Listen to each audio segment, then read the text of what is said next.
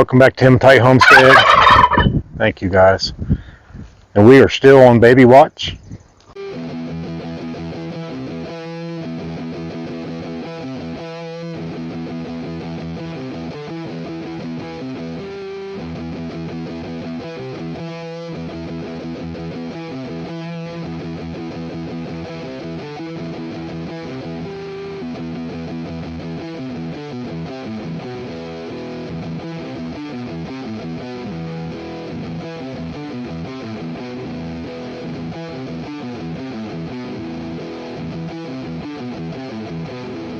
Alright, so Punky's back here getting her some rest, and she's going to need it.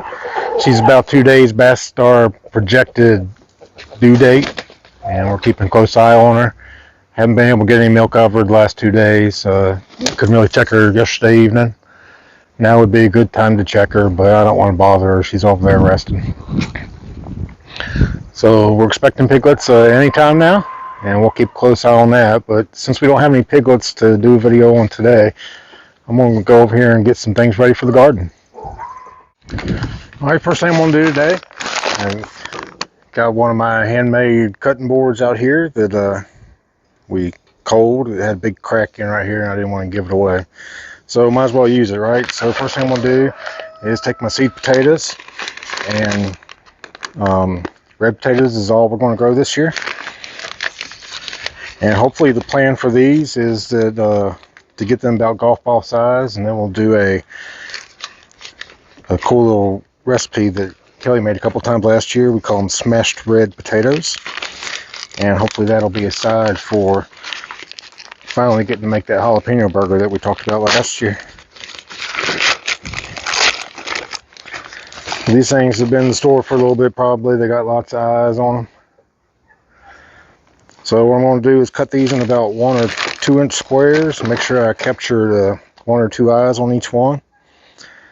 And I want to use this knife that I've been hand making. I'm trying to make a Japanese style chef knife, and I made lots of mistakes on this. This was my very first ever attempt, but I do have it pretty sharp. And this was made out of old hacksaw, mechanical hacksaw blade that broken in half, and it broke in half right around here. And this is the end of it here. This is where it would connect to the hacksaw machine. And anyway, made lots of mistakes. This thing is super hard, and I've been having trouble getting it annealed or normalized where I can drill holes for a handle. So I haven't quite figured out the handle yet. And it's got a little bit of a warp in it, but like I said, first time, and I do have it pretty sharp. I'm pretty pleased with how sharp it is, but I got a few waves in it, a little dip there, another one back here, and then it's got a slight bow. But again, it's my first time and learning how to do stuff around here, and I'm going to use it to cut these potatoes.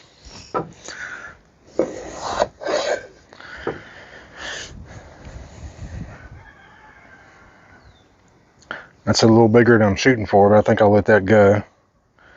If I cut it again, I'm going to have a hard time capturing eyes on it. So I'm going to cut all these, and I'll try to get eyes in each of them. There's a little eye there. We'll cut that there. And then I'm just going to let these guys live in the greenhouse for a couple days, and they'll form calluses over these parts here that we have exposed.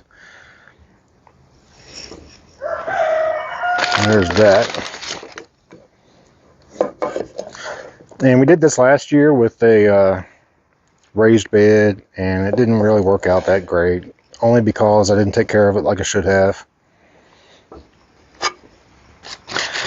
The intent was to let them grow about 7 inches tall and then cover them up, and I never did circle back around to get them covered up.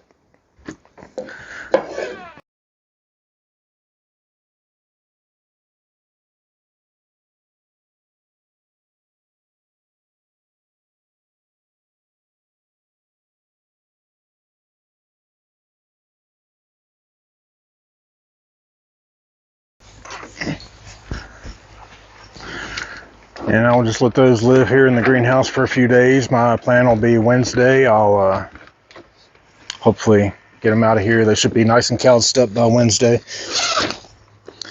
And we'll start building our towers.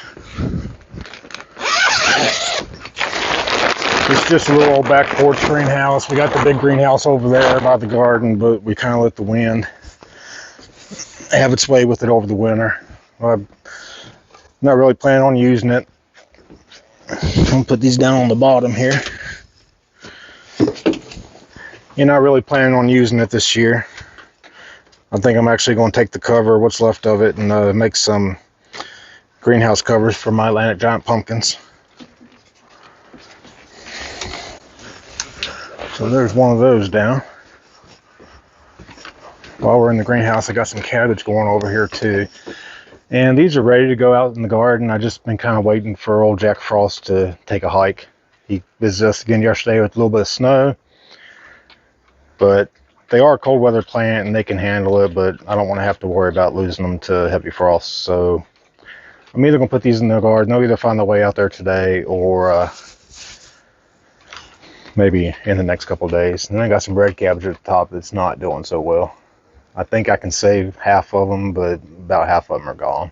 So that is work in progress. And I might go look for some more because I want to ferment the red cabbage. I want to do that really bad. So I might go take a look for some more red cabbage somewhere. All right, there are those 3 Atlantic giants, and I'll let them hang out in here for a few days. I'll have to watch the temperature. I don't want to get too cold at night. And right now it's nice blistering 80 something in here. All right, I'm about ready to seed some Atlantic giant pumpkins, and before we do that, I want to touch on a couple of mistakes that I made last year. Actually, not a couple of mistakes, it's a whole handful of mistakes. And number one, I planted my seeds in a crater, and my intent for that was that the crater was going to hold water, and I would know that the water was always going to the root system. So number one problem with that is and if you grow these Atlantic giant pumpkins, you already know, number one problem with that is that it rots the stem, and it rots the main vine and the root system. And I had a big time bug problem. I also had some vine borers that just turned my main vines to mush. And so it turns out those are supposed to be mounded up, and that's what we're going to do this year. And you've heard me mention this book several times. This is the book that I'm reading, and getting a lot of information from this, and it turns out that he specifically mentions that in the book. So while we're talking about mistakes, the very first mistake I made last year was just jumping right into this and saying, hey, I'm going to grow a 1,000-pound pumpkin. Well, it doesn't quite work that way. And the very first mistake I made was that I didn't seek any knowledge or any background, or didn't try and learn anything. I just dove right into it, put seeds in the ground, and didn't do anything pretty much from there, and expected a 1,000-pound pumpkin. So big learning lesson. We can definitely grow 1,000-pound pumpkins all day long, but first we have to grow our knowledge, and that's what I've been spending the off season doing. I joined a couple Facebook groups that grow giant pumpkins, watched some YouTube videos from some folks that do it, and reading this book. Another big mistake is that we did not have a plan. I just went out below the garden over there and put some Atlantic giant seeds in the ground, in tilled up ground, but didn't have a plan. We just put the seeds in the ground and then kind of let nature take its course from there. This year we're doing completely different. I've got my plots figured out where I'm going to put them. I've already started digging pumpkin holes, tilling up the soil, trying to put these things in best possible chance they have to reach big weights. So another mistake that I made was I didn't understand how much water these things require. It says 100 gallons a day during peak growing season, and coincidentally I just happened to be watching a YouTube video and a guy said he gives his 120 gallons a day during peak growing season, and I was like, well, we definitely didn't do that. I was lucky to give 100 gallons a week. But to put that in perspective for you, if I grew 4 Atlantic giants, that's 12,000 gallons of water a month. So when me and the kids lived in Clifton Forge many years ago, we were on a meter, and 6 of us in the household, and we were only allowed to use 5,000 gallons of water a month. So 4 Atlantic giants, more than double the water that a 6-member family. So that's a lot of water. So we got to figure out where we're going to get all that water from. So I've had to scale back and had to pick 2 pumpkins that I want to go with because I think I can do 200 gallons. I don't quite know how I'm going to do that yet, but I have plenty of time to figure that out. The creek is flowing nice right now. I could get a pump and pump out of the creek, but the creek dries up in the summertime, so that's going to be an issue too. But I've decided to scale down. I'm only going to go with 2 pumpkins. So out of the 4 that we looked at last week, I had to narrow those down, and I decided to go with the 1864.5 Boyce and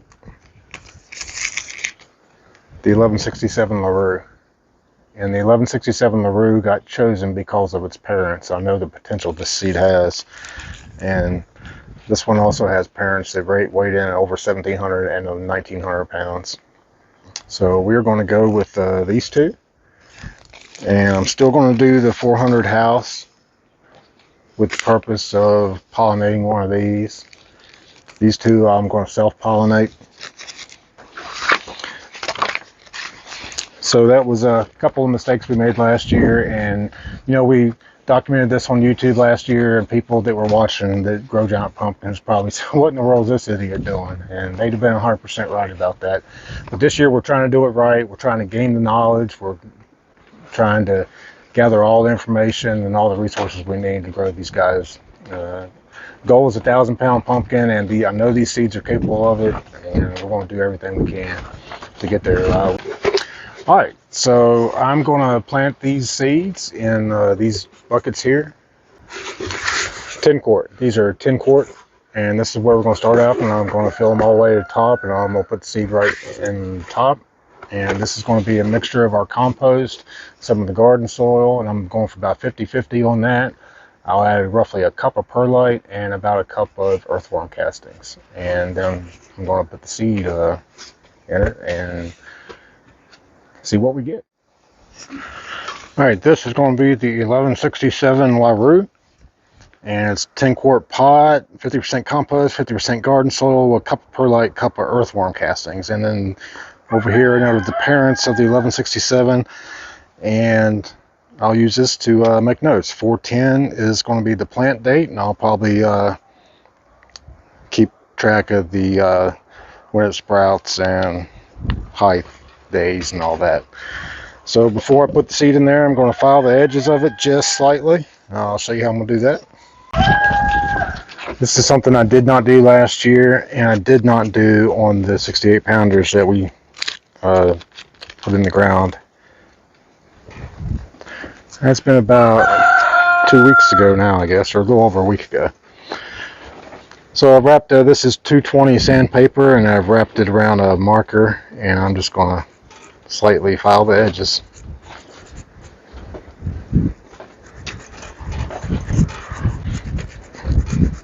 I did not do this on the 68-pound seeds, and I don't think it was super critical. They were nowhere near the size of these. They're about half the size of these, which should tell us something too, right? That should be a good indicator of the difference in what these things are going to grow.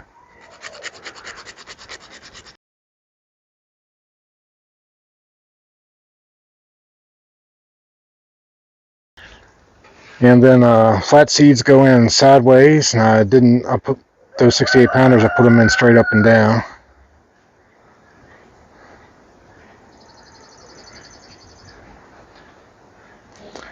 And a couple of them grow out a little bit crooked, and the root ended up all the way over here on the side. So hopefully this is going to do just like we want, roots straight down and leaves come up.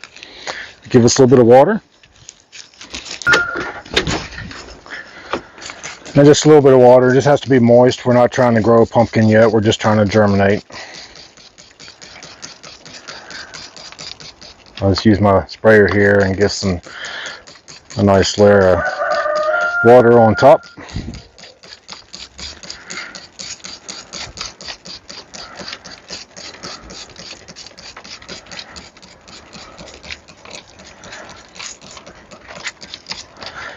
And that is a 1167 LaRue, and it's going to hang out here in the greenhouse today. I got the greenhouse about 85 degrees, and that's plenty warm enough for this.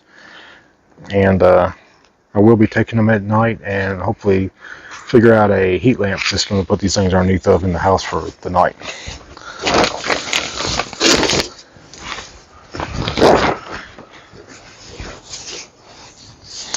Alright, so there they are. The 400 house, which we'll use to pollinate my 68 pounder, the 1167 LaRue, and 1864 and a half Boyce. And those are the two ones that we hope to get to 1,000 pounds or more this year. And can't wait for that. We gone out and sought out some knowledge. I've said it before on this channel. If you don't know how to do something, go out and find out how to do it, because you can do anything as long as you get a little bit of information and do some research and figure out how to do things. That's how we did maple sugar this year.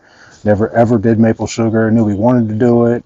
Went out and sought out information for how to do it, and it was extremely successful. Hopefully we'll get the same result with these guys here. Again, I keep mentioning the book Growing Giant Pumpkins by Jason Johns, and highly recommend this. It's taught me a lot. I joined multiple Facebook giant pumpkin grower groups and lots of information there as well. And so that's all we got time for today. As always, if you like what we're doing here, hit that subscribe button. Next video will be pumpkin and baby piglets for sure. And I'm going to go out here and work on digging some pumpkin holes and get nice and hot and sweaty. Alright, thanks for watching, and we will see you next time with baby Kuni piglets.